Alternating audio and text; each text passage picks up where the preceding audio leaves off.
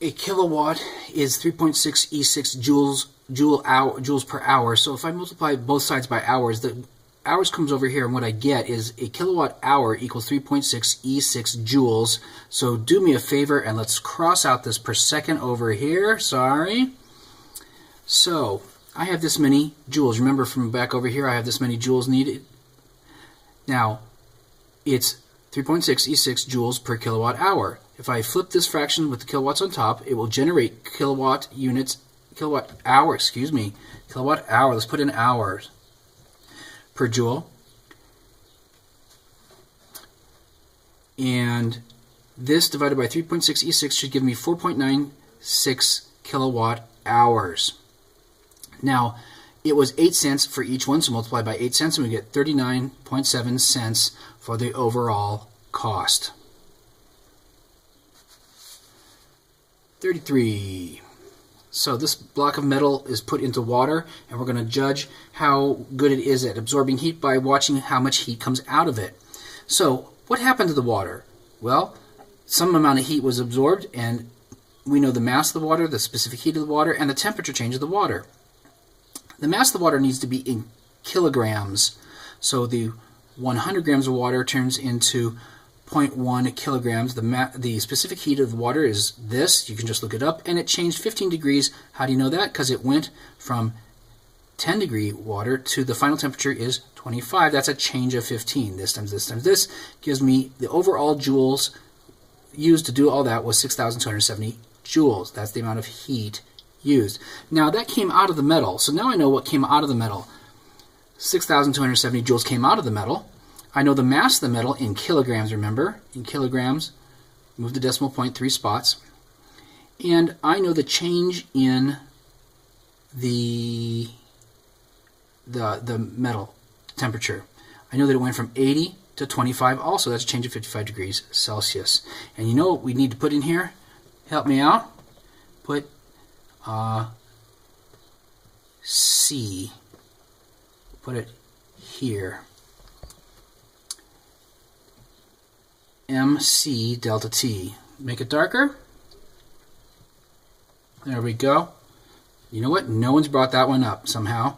We're solving for C, which means these two need to go. They need to go through the equal sign. They come under, so it's this divided by that, gives me 1,425 joules per kilogram degree C. And those are the units for C, which is the specific heat of the metal, which was the question. What is the specific heat of the metal? Now, for our complicated one, we're going to heat this water from liquid water, boil it, and then heat it even when it's steam. When it's water, again, Q equals MC delta T. Heat equals the mass times the specific heat of water times how far are you heating it. How far am I heating it? I'm heating it from 40 degrees Celsius to where it boils at 100, which is a change of 60 degrees Celsius. Here's its specific heat because you just look it up. Here's the mass in kilograms. Move the decimal point 3 spots, kids. This times this times this gives me the joules used here. Boiling. Now, technically speaking, the act of boiling does not change the temperature, so there is no delta T here. It's just heat equals the mass of the water, which is the same, times the heat of vaporization of water. Again, just a figure you look up. It's on the reference page that we're giving out. So this times in kilograms times this gives me joules needed to just boil it, not to even make it any hotter, just to boil it. Now, when it's boiled and it's steam, it's a vapor, we're back to actually changing the temperature, so delta T reappears here. Q equals heat equals mass of the steam, which is the same amount, times the specific heat of steam, which is a different figure, okay? Not the same as water, times how far are we heating it? Well, I'm heating it from 100 where it boiled to 124 Celsius. That's a change of 24 degrees Celsius. So, mass of the steam, it's water really, and a vapor, but the mass is the same as last time. It has a different specific heat. It's actually easier to heat the steam than the water, and we're going to heat it a different distance. We're going to heat it 24 degrees. This times this times this gives me a value for heating the steam. Now, I had to use all three of these joule values in order so they all add up. How much is the total joules that I had to use? Well, it's the sum of all three of the previous answers, giving me 154,000 joules used overall total. Does boiling water vigorously cook pasta faster? No. Why? Because in normal air pressure, water simply will not go past 100 degrees Celsius. It can't be done. It will tear itself apart in boiling before it goes up in temperature. You will simply boil the water faster. You won't actually make the water any hotter. If you want to do that, you got to use a pressure cooker, at which point you're not using normal air pressure. You're using high air pressure. Why do fruit ranchers spray fruit trees with water when freezing temperatures are expected? Because if you think about it, and I never did as a kid, the act of freezing water means that heat is exiting the water. Heat is exiting the water and going out. Well, it's going out to the air, yes, but it's also going into the fruit. And this has a tendency to keep the fruit from actually freezing in those temperatures. 37. We've got a car tearing around here, and it goes to a stop to 0 from 20 meters per second.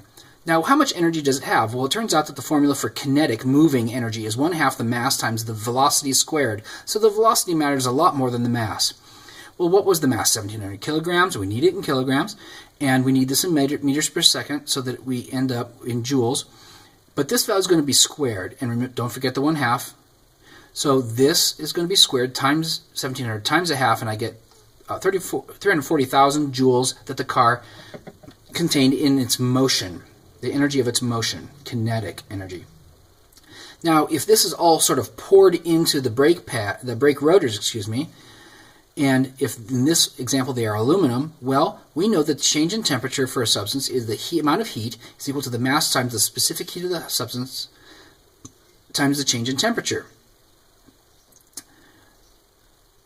So, how much is the change in temperature? Well, I know how much heat was put in, and I know the mass of the rotors, and I can go look up, and it is provided for you, the specific heat of aluminum.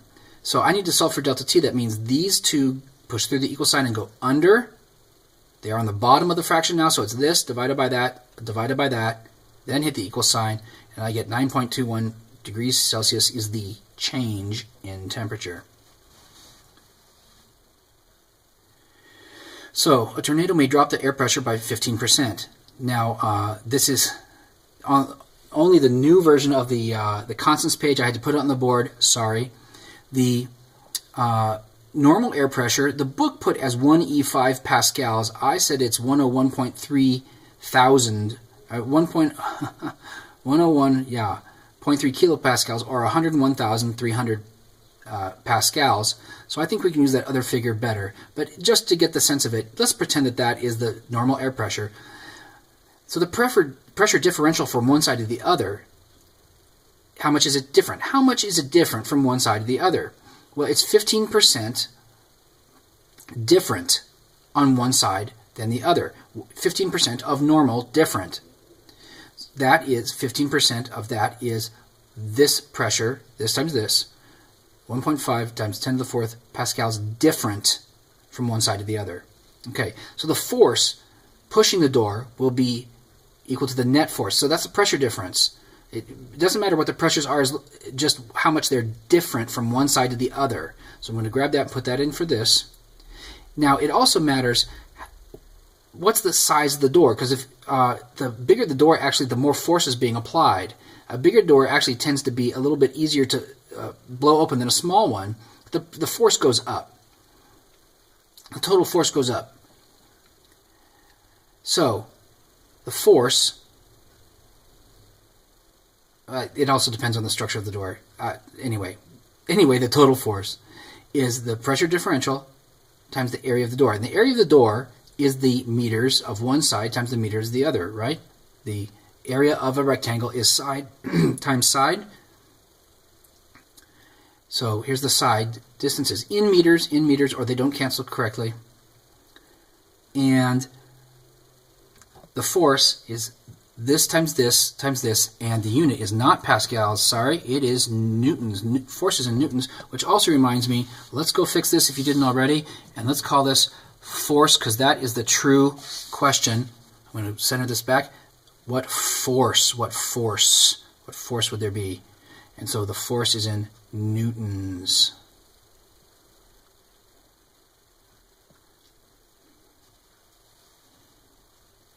Okay, a tank of gas goes from situation 1 to situation 2. The temperature is raised, the volume is decreased. These are changes. If you have gas operating at two different situations, what you have is P1 V1 over T1. And then the same for the second situation. So what was the first situation? The first situation was 156 kilopascals. That's the pressure. And the volume was 200 liters. And the temperature was 0 degrees Celsius. You cannot use Celsius in these. You must use Kelvin, or the proportions are all off. We add 273 to get Kelvin. So 0 plus 273 is 273. The new temperature is 95 degrees Celsius plus 273 is 368. And the volume is decreased to 175 liters. So there we go. So what's the new pressure? What is the new pressure is the entire question. What is the new pressure? I don't know, but I can solve for it. I need the pressure alone. I need the other figures out of here. I need this to go through the equal sign. It will go down here. I need this to go through. It will go up here. So on your calculator, what you're going to do is this times that, because remember this moved up here, this times this, divided by that, because remember this now lives down here. And do you get 240 kilopascals?